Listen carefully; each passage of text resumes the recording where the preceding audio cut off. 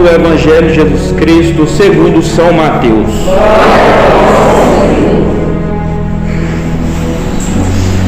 Naquele tempo, Jesus foi à região de Cesareia de Filipe e ali perguntou aos seus discípulos: quem dizem os homens ser o Filho do Homem? Eles responderam: alguns dizem que é João Batista, outros que é Elias, outros ainda que é Jeremias ou algum dos profetas. Então Jesus lhe perguntou: e vós, quem dizeis que eu sou? Simão Pedro respondeu: tu és o Messias, o Filho do Deus vivo. Respondendo Jesus, lhe disse: feliz és tu, Simão, filho de Jonas, porque não foi o ser humano que te revelou isso, mas o meu Pai que está no céu. Por isso eu te digo que tu és Pedro, e sobre esta pedra construirei minha igreja, e o poder do inferno nunca prevalecerá sobre ela. Eu te darei as chaves do reino dos céus. Tudo que tu ligares na terra será ligado nos céus, e tudo que desligares na terra será desligado nos céus. Palavra da salvação. Ave Maria, cheia de graça, o Senhor é convosco. Bendita sois vós entre as mulheres, bendito é o fruto do vosso ventre, Jesus. Santa Maria, Mãe de Deus, rogai por nós, pecadores, agora e na hora de nossa morte. Nossa Senhora do Rosário, Santo Antônio, bom dia. Para quem ainda não me conhece, já estive aqui mais uma vez celebrando. Eu me chamo Carlos de Maria, tenho 29 anos de idade, sou casado há 7 anos com a Natiele e sou ministro da palavra há poucos meses na comunidade São Jorge. Sou membro vocacionado também da comunidade Deus Existe, que reside ali no Santana do Paraíso. Então estamos aí mais uma vez com muita alegria celebrando aqui. Conheço muitas pessoas aqui antigas, cresci nessa igreja, depois sumi, voltei agora, graças a Deus. Estamos aqui para fazer aquilo que Deus nos pede, que Deus nos chama a fazer. Amém? Eu queria começar com vocês pelo Evangelho, depois ir para a primeira leitura e depois para a segunda. Aí nós vamos andando em ordem um pouco mais correta para nós poder compreender o Evangelho de hoje, as leituras de hoje. Hoje nós celebramos a solenidade de São Pedro e São Paulo, duas colunas da Igreja Católica. Nós olhamos para São Paulo, que tinha uma vida judeu, um cara que era fariseu, cidadania romana, poliglota, falava mais de 4 idiomas, muito inteligente, que perseguia a Igreja de Cristo, que perseguia os cristãos, mas depois da sua conversão, bastou um encontro com ele, com Jesus Cristo, ouvir a voz de Jesus Cristo, ele se converteu e se tornou uma grande potência no Evangelho, se tornou uma grande potência para aquela época e até hoje. São Pedro a mesma coisa. Nós conhecemos São Pedro, pescador, andou com Jesus, jantou com Jesus, negou Jesus, mas ali entre o ato dos apóstolos, ele teve um encontro, ele batizado pelo Espírito Santo. São Pedro também nunca mais foi a mesma pessoa. Então são duas pessoas que ajudaram a sustentar essa igreja. São duas pessoas que tiveram seu sangue derramado e, como alguns santos vão dizer, que o sangue dos santos é a semente para novos cristãos. Ou seja, a nossa igreja ela é banhada de martírio,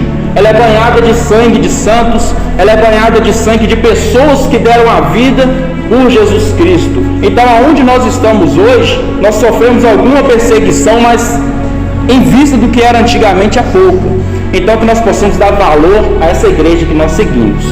O Evangelho hoje vai nos dizer que Jesus está ali com os seus discípulos, andando ali pela Cesareia de Filipe, fazendo seus prodígios, milagres, porém que Jesus vai fazer uma pergunta para eles, que para nós, nós podemos falar que é uma pergunta fácil, mas não é uma pergunta de sim ou não, é uma pergunta um pouco difícil para ser compreendida, aonde Jesus olha para os discípulos e fala assim: quem diz os homens que eu sou? Ou para vocês, quem é que eu sou? Então eles vão falar: Senhor, eles falam que o Senhor é Elias, outros dizem que o Senhor é João Batista, outros ainda dizem que o Senhor é Jeremias. E Jesus olha para Pedro e fala: e você? Para você, quem eu sou?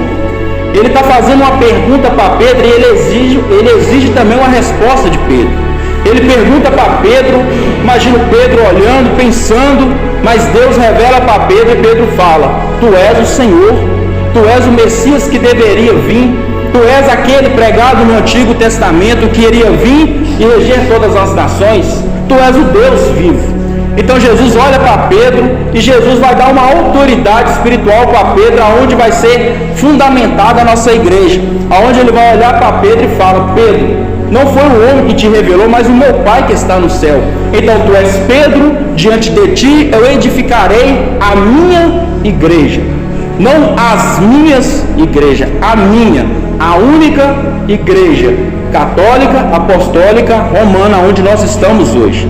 Só que nós olhamos uma sociedade que nós vivemos hoje, onde tem muitas igrejas. Nós podemos ser até mesmo atraídos por algumas igrejas lá fora, pelo emocionalismo, pelo sentimentalismo, mas nós sabemos que a única igreja é a nossa, fundada por nosso Senhor Jesus Cristo, que é a Igreja Católica. Isso é história. Isso, se você pegar a história para ler, séria, nós vamos ver que lá nos séculos 2, 3, ali na era primitiva, como São Pedro na primeira leitura, aonde eles reuniam nas casas, era a Igreja Católica, depois que se tornou o nome católico. Muitos vão falar que a igreja foi fundada por Constantino, uma grande mentira, é uma grande trapaça que fazem ao longo da história, porque no século 3, Constantino ele dá ali o direito a uma igreja, mas a igreja já existia. A igreja ela já tinha decretado a igreja, onde muitas pessoas morreram pela igreja, nos coliseus, pelas bocas dos leões, traspassado pelas fogueiras, pelas espadas. Então a nossa igreja ela não é fundada por homens, a nossa igreja é fundada por Jesus Cristo. Então ele decretando isso para Pedro, porque ele vê que Pedro realmente é aquilo que Deus quer que ele vai ser. Então ele entrega as chaves do céu para Pedro: o que tu ligares na terra será ligado no céu, o que você desligar na terra também será desligado no céu. Então se um padre fala para nós que nós estamos absolvidos dos pecados, nós estamos absolvidos dos pecados. Se um padre vem aqui no altar e fala: eis o corpo e sangue de Cristo, é corpo e sangue de Cristo, porque é uma lei decretada sobre a nossa igreja há 2000 anos atrás. Então a nossa igreja, nós temos que entender que ela não é fundada por homens, ela é fundada por nosso Senhor. Mesmo que te diga ao contrário, mesmo que te fale que é mentira, mesmo que te diz: não, Jesus quis dizer outra coisa, não, Jesus quis dizer uma só coisa, uma igreja santa, una, católica, aonde nós estamos. Nós estamos ali na primeira leitura, aonde São Pedro, ele pega a autoridade, ele tem a autoridade de apacentar as ovelhas, de apacentar os cordeiros, aonde Jesus colocou sobre ele uma liderança muito grande. Portanto, lá em João, capítulo 21, se eu não me engano, ali no rio Tiberíades, quando eles estão desordenados, Jesus morre crucificado, aparece para eles, depois Jesus some de novo, e Pedro fala assim: eu vou pescar, o resto vai atrás de Pedro, porque Pedro ele tem uma grande liderança. Então Pedro vai pelo rio Tiberíades e o resto vai atrás de Pedro. Aonde Pedro vai, as ovelhas vão acompanhar, porque eles conhecem que ele é o pastor.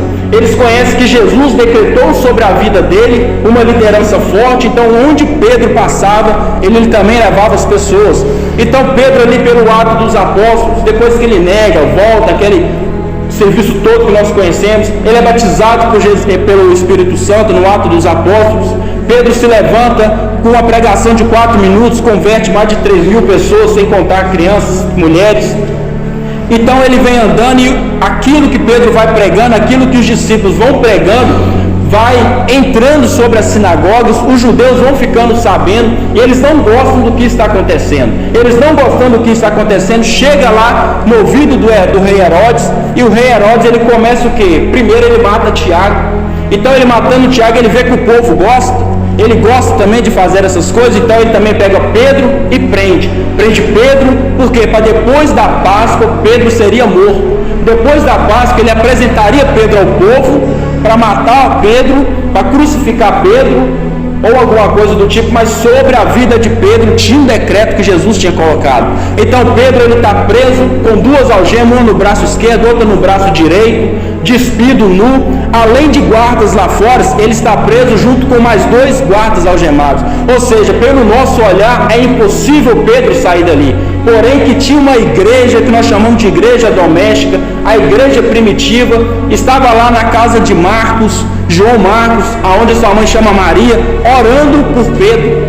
rezando por Pedro, intercedendo por Pedro. Além das orações, Deus ouve aquelas orações e vê que Pedro tem um decreto sobre a vida dele, e não era a hora de Pedro morrer. Então ele viu um anjo para dentro da cela, aonde o anjo chega, toca no ombro de Pedro, acorda Pedro, tira as algemas de Pedro, os guardas não enxergam e fala: Pedro, bota as tuas sandálias, veste as suas roupas e vem. Porém que Pedro bota as sandálias, bota as roupas, quando ele levanta, o anjo fala: põe também a tua capa. Porque a capa, ela simboliza uma autoridade. A capa naquela época simboliza ou a pessoa era judeu, um fariseu, um saduceu. Nós vemos muito isso no Antigo Testamento, quando José do Egito tem também uma capa, simbolizando muitas coisas. Se a pessoa era um mendigo, ela tinha uma capa apropriada para aquilo. Se a pessoa era um judeu, tinha uma capa apropriada para aquilo. Mas Pedro, ele usa a capa de um profeta.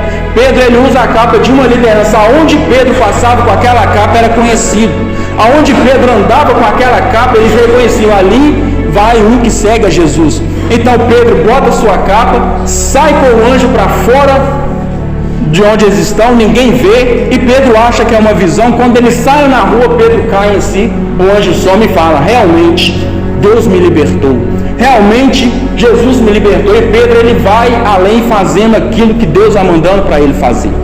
Onde nós queremos chegar? Que sobre a vida de Pedro naquele momento tinha um decreto de morte.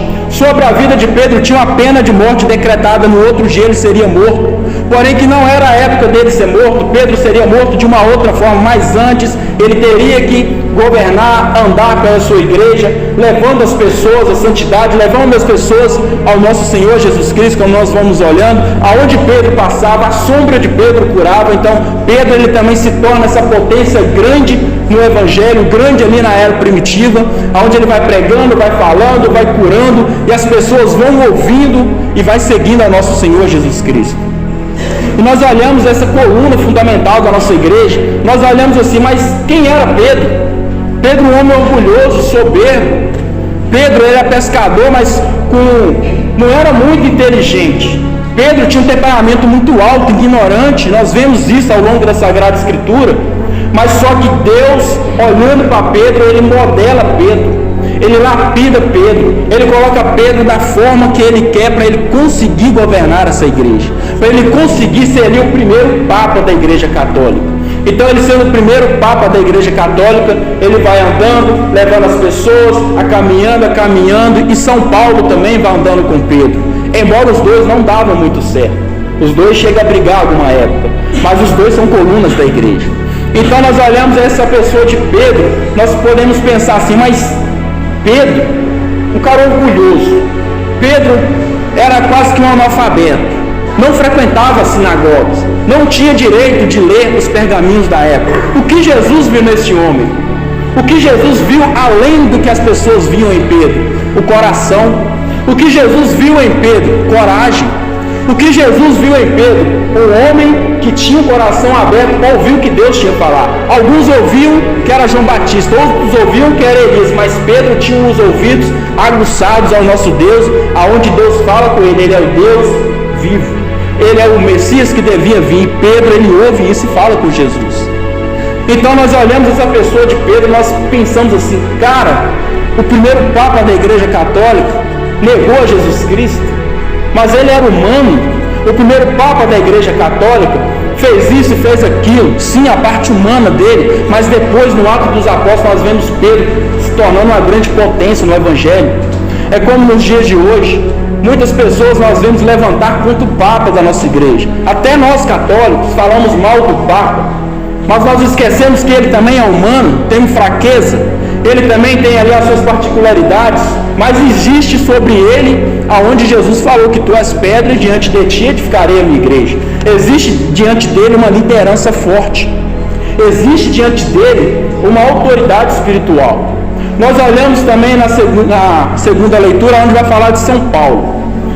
São Paulo, em 2 Timóteo, no capítulo 4, é o que nós lemos aqui hoje, me chama muita atenção e é muito triste, porque São Paulo, ele caminha, ele prega, funda comunidades, anda, mas São Paulo andou muito preso. A maioria das cartas foi escrita em cativeiro. E onde São Paulo está aqui mais ou menos é no ano 67 depois de Cristo, ali na época do imperador Nero, um dos piores da época.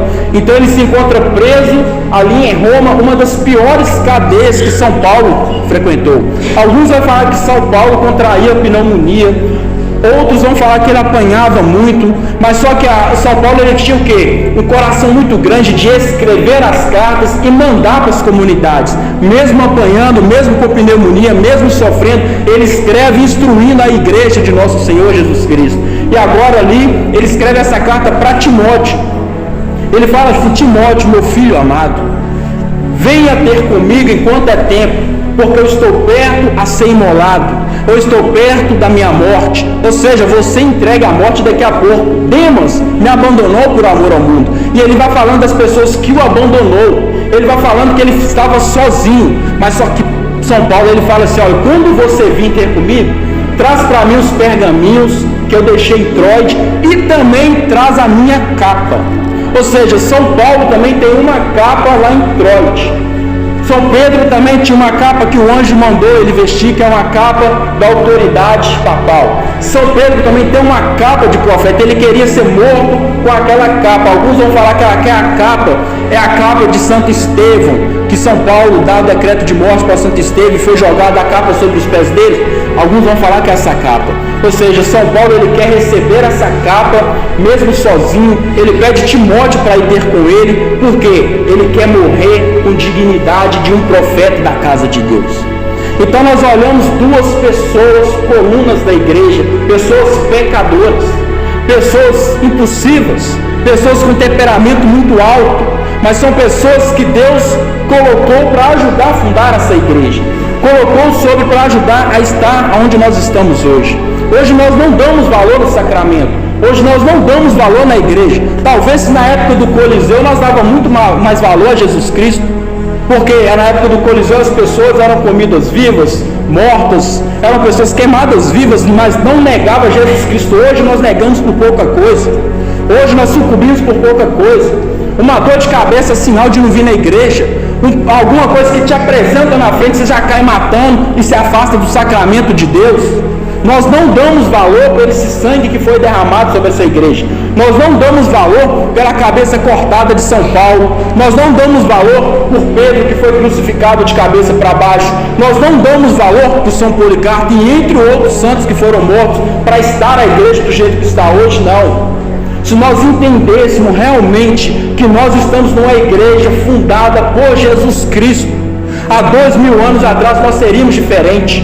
Nós damos valor ao sacramento da confissão, nós damos valor ao sacramento da comunhão, nós damos valor a outros sacramentos, nós damos valor quando enxergamos um padre, enxergar e falar: benção, padre. Mas nós não fazemos isso mais, porque ficou passado, porque nós estamos na era moderna, nós estamos nos convertendo à era moderna. E Jesus falou: o inferno não prevalecerão sobre essa igreja. E o que está entrando na nossa igreja hoje? Aborto. O que está entrando na nossa igreja hoje? Divórcio. O que está entrando na nossa igreja hoje? Os costumes do mundo moderno. E nós estamos aceitando de bom agrado. O que me assusta é isso, que nós vemos umas coisas entrando para dentro da nossa igreja, como diz um grande papa, que eu não me recordo o nome, ele fala que o incenso de Satanás um dia iria entrar dentro da igreja, e está entrando, nós não estamos enxergando, estamos aplaudindo, estamos achando que é normal. Então isso que Jesus está falando, que o inferno não prevalecerá sobre a igreja, realmente não prevalecerá sobre a igreja, mas sobre nós vai prevalecer, se nós continuarmos andando da mesma forma, se nós não darmos valor para essa igreja. Tudo que entra nós aceitamos, tudo que vem de fora nós aceitamos, tudo que as pessoas querem falar no nosso meio nós aceitamos, com coisa que é normal e não é normal.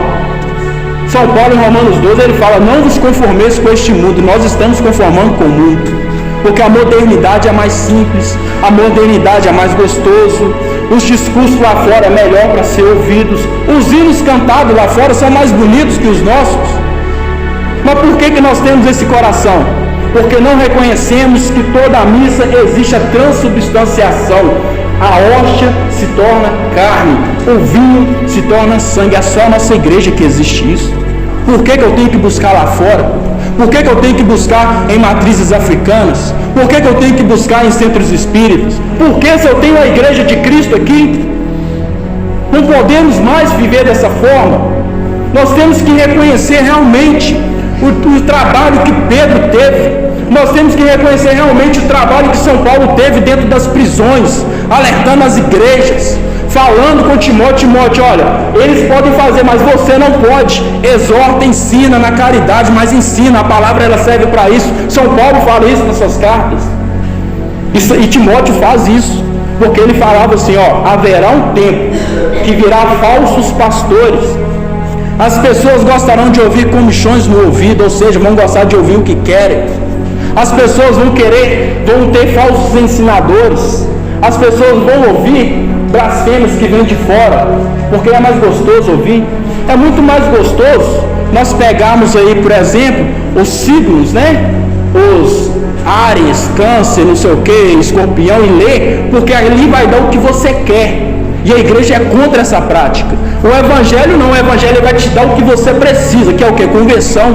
O evangelho vai nos dar o que nós precisamos. Então, se nós entendemos que nós estamos na igreja da cruz, vai ter cruz para carregar. Se nós entendemos que nós estamos na igreja dos santos mártires que morreu por essa igreja, nós também teremos que passar pelo mesmo processo. Nós também teremos que passar pelo mesmo sofrimento. Mas existe algo maior nos esperando, que é o céu. Mas para chegar no céu tem um preço muito grande a ser pago. Que nós possamos olhar a nossa igreja hoje de uma forma diferente. Que nós possamos olhar para essa foto do Papa Francisco diferente. Que nós possamos olhar hoje a igreja de Cristo, os sacramentos, de uma forma diferente, dar valor. E não buscar lá fora. Não tem por que buscar lá fora. A nossa igreja é linda, é rica em conhecimento. A nossa igreja é maravilhosa. A nossa igreja é fundada por Jesus Cristo. Não é por Allan Kardec, não é por Chico Xavier, não é por Edir Macedo, não é por outros que tem, não, é por Jesus Cristo. Por que buscar lá fora? E Jesus nos pergunta: e vocês? Quem eu sou para vocês? Que nós possamos meditar nessa pergunta. Se Jesus é o meu Deus, é o Messias que devia vir, então não tem por que eu sair da igreja. Meditemos nessa pergunta hoje, o dia inteiro, amanhã, a semana toda. Quem é Jesus para mim? Quem é Jesus para vocês? Que eu tenho certeza que nós vamos ter uma resposta, que eu tenho certeza que o que nós vivemos hoje, nós vamos viver da forma diferente, porque a igreja que foi banhada pelo sangue de Jesus, que foi banhada pelo sangue de São Pedro e São Paulo, é essa que nós estamos. E também que nós podamos dar o sangue por elas. Talvez nem derramar sangue, talvez nem morrer por ela, mas de renunciar às coisas lá fora, de renunciar ao que o mundo vem trazendo. Louvado seja o nosso Senhor Jesus Cristo.